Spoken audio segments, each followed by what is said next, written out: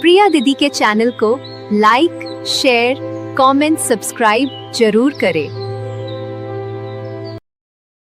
झला झला झला केला हो चेला हो मछलिया झल झल झल केला सेवार झल झल झल केला चेला हो मछलिया झल झल झल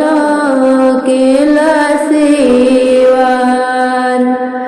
माड़ावा में झल केली बेटी हो सुंदर बेटी बैठल बाड़ी पापा जी के हो जान माड़ावा में झोल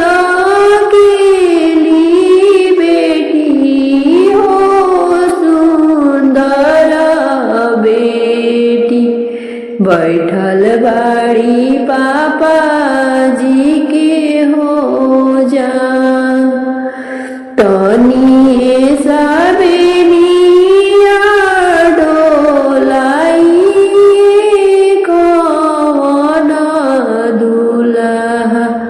मोरा होला गरमी बहुत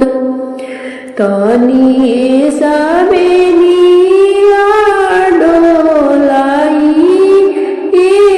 कवन दुल्हा मोरा होला गरमी हो बहुत कैसे बेनिया डोलाई ए सुंदर सुबावा भरल मड़ौआ सब लोग भरल मड़ौआ सब लोग इतना वचन जब सुनेले आपन भैया हाके लगले अपनी हो रुमाल इतना वचन जब सुनेले आपन भैया हाके लगले अपनी हो